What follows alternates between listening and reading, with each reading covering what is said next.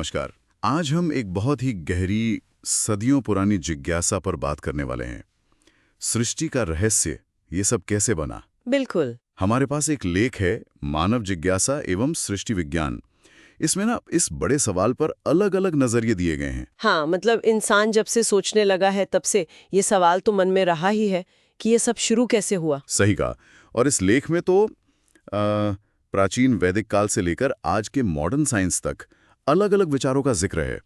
तो चलिए कोशिश करते हैं इन विचारों की तह तक जाने की। बिल्कुल। तो देखिए, शुरुआत होती है इस दावे से कि जो प्राचीन वैदिक साहित्य है, वेद हैं, उपनिषद हैं, हाँ, उनमें सृष्टि का बड़ा गहरा, बहुत सूक्ष्म विज्ञान है, शायद दुनिया की किसी और परंपरा से भी ज्यादा। अच्छा। हाँ, और स्रोत ये भी कहता है कि ये ग्रंथ तब रचे गए जब कोई दूसरा ज्ञात पंथ या संप्रदाय था ही नहीं। और यहीं पर एक थोड़ी चौंकाने वाली बात भी आती है। लेख कहता है कि बाद के जो कई जाने माने धर्म या पंथ हुए, जैसे पारसी, बौद्ध, जैन और यहाँ तक कि यहूदी, ईसाई, इस्लाम भी, अच्छा, उन्होंने भी सृष्टि के बारे में अपने विचार कहीं ना कहीं वैदिक सोच से ही लिए हैं। ये तो बड़ा दावा है। हाँ, खासकर बाइबल और कुरान के विचारों की तुलना वो वैदिक ब्राह्मण ग्रंथों से की गई है, जैसे ऐत्रेय और शतपथ। हाँ, जो कर्मकांड और उनके पीछे के दर्शन को समझाते हैं। पर यहाँ एक बहुत अहम फर्क बताया गया है। क्या? रूढ़ार्थ बनाम यौगिक अर्थ का। रूढ़ार्थ? हाँ। और यौगिक अर्थ, ये क्या है, थोड़ा समझाएंगे? हाँ, मतलब आसान शब्दों में कहें तो लेख के अनुसार बाद के परंपराओं ने वैदिक शब्दों का सिर्फ बाहरी शाब्दिक मतलब पकड़ लिया। वो हुआ रूढ़ार्थ। अच्छा, लिटरल मीनिंग जैसा। बिल्कुल। जबकि उनका असली गहरा मतलब जो संदर्भ से जुड़ा था वो शायद यौगिक अर्थ था, उसे वो समझ नहीं पाए। तो मतलब जैसे किसी मुहावरे का शब्दशः अर्थ ले लिया और उसका असल भाव छूट गया। हाँ, कुछ वैसा ही। और लेख का तर्क है कि इसी वजह से, मतलब शब्दों के इसी सीधे अर्थ को पकड़ने के कारण बाद की कई मान्यताएं, यहाँ तक कि भारतीय पुराणों की भी कुछ कथाएं, वो ज्यादातर कल्पना जैसी लगने लगी। और इसी रूढ़िवादी समझ और उससे जुड़े कर्मकांडों की प्रतिक्रिया में कहते हैं बौद्ध और जैन मत अनीश्वरवादी हो गए, यानी ईश्वर को ना मानने वाले। हाँ, क्योंकि उन्होंने वैदिक दर्शन के सिर्फ कर्मकांड वाले रूप को ही उसका असली रूप मान लिया।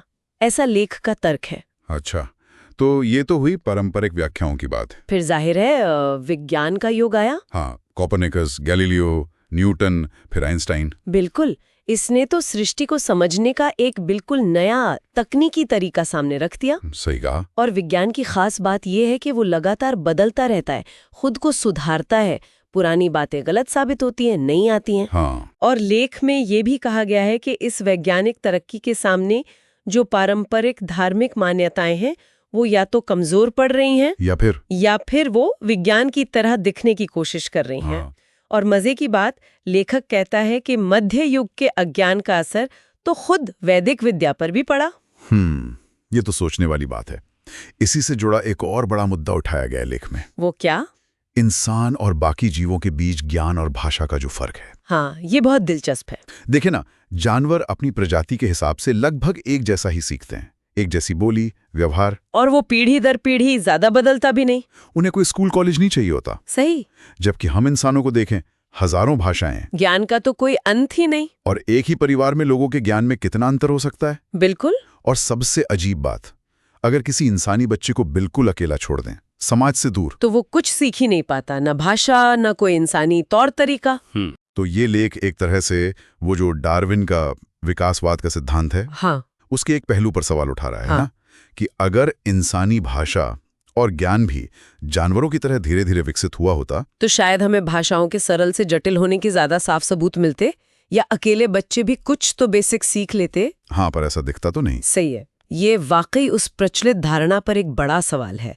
तर्क यह है कि मानव ज्ञान इतना जटिल है और उसे सीखने के लिए हमें समाज और शिक्षा पर निर्भर रहना पड़ता है। ये जानवरों के सहज ज्ञान से बहुत बहुत अलग है।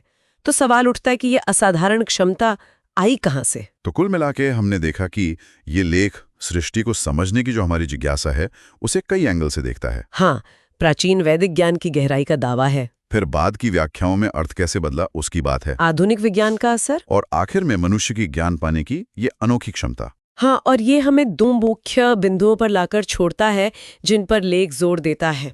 एक तरफ आधुनिक विज्ञान की बदलती हुई बातें और दूसरी तरफ वैदिक मान्यताओं का वो मूल रूप जिसे शायद लेख के अनुसार ठीक से समझा ही नहीं गया। और ये हमें एक बहुत बड़े सवाल के साथ छोड़ जाता है सोचने के लिए। बिल्कुल, कि अगर हमारा ज्ञान, हमारी भाषा, ये सब सिर्फ धीरे धीरे होने वाले विकास का नतीजा नहीं है जैसा जानवरों में दिखता है, तो फिर इस गहरी जिज्ञासा का, इस भाषा का, सृष्टि को समझने की इस जबरदस्त क्षमता का असली स्रोत क्या हो सकता है? हाँ, ये सवाल वाकई सोचने पर मजबूर करता है।